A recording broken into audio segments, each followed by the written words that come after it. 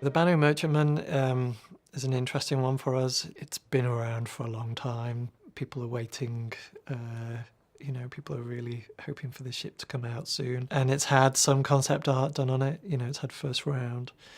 And now that it's sort of going into production, we need more. We need more time. We've done some investigations into corridors. I mean, for me, the sort of corridors are essentially the backbone of a ship. You start with the corridor. From that, you then sort of work your way out.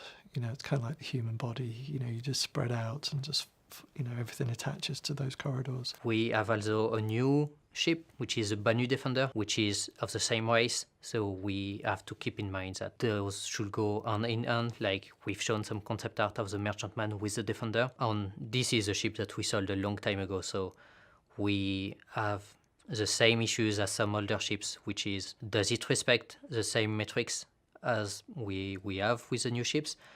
And does it still make sense, like, to have those guns, those thrusters, those statistics for the ships?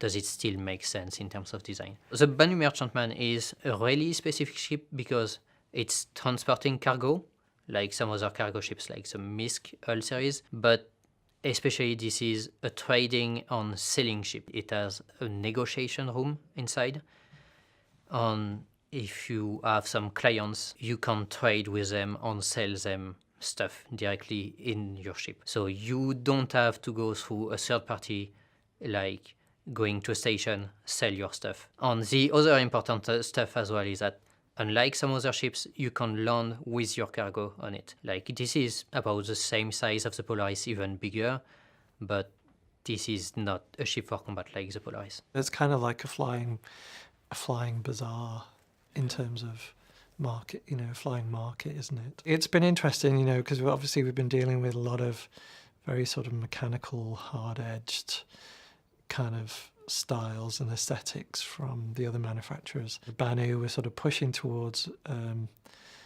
more organic, more crafted kind of feel. And this is obviously this is a challenge. This is going to be a challenge for the guys on the production art team to build it and sort of figure out how to turn it into a modular set. We did a large amount of work on the Defender, and so we're hoping to take the styles that we've established from that, the curved surfaces, the whole sort of organic nature of it, and sort of transfer that over to the Merchantman. All the stats that we put recently on the website should be up to date with what we want for it at this point. For, say, 6 guns at the front, a top turret that is relatively hidden with size 5 guns on it. Otherwise, there's no missiles planned and there's no other turret planned. All the guns on all turrets are remote, so there's no need to really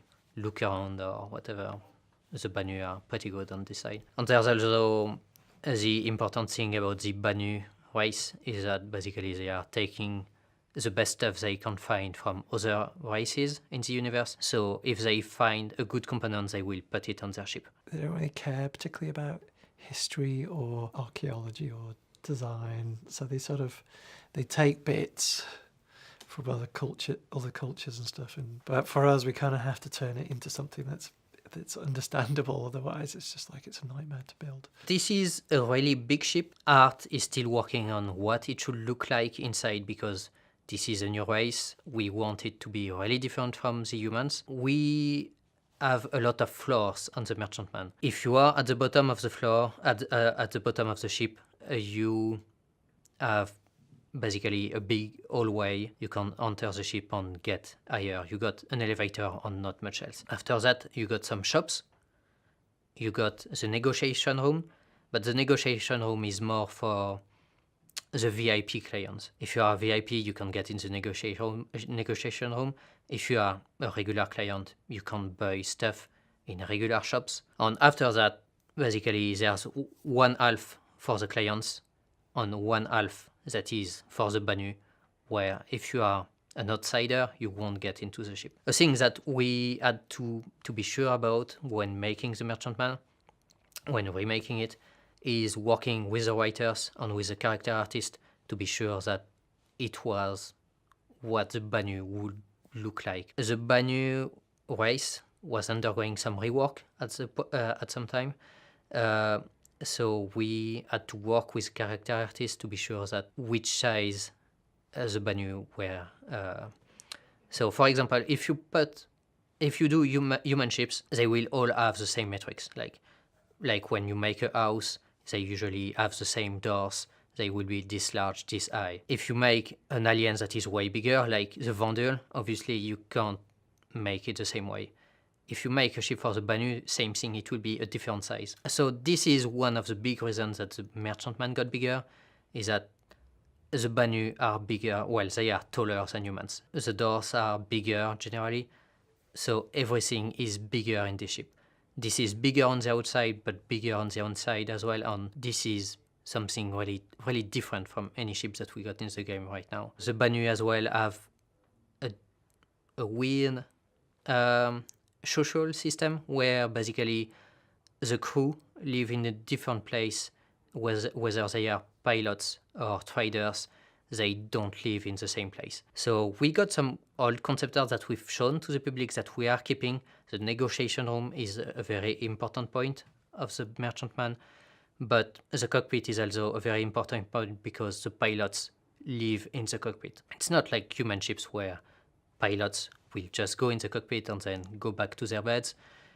In another room, basically, they sleep in the cockpit with the controls on and stuff like this. We are working with art, with writers, with character artists to be sure that this is correct for the race. Because obviously, when you make a human ship, you are thinking in terms of what makes sense for a human plane, a human house, and everything knows, everyone knows how it works. But for an alien ship, we have a bit of a wild card. We can do what we want, but we have to respect what we said about the Banu in the past.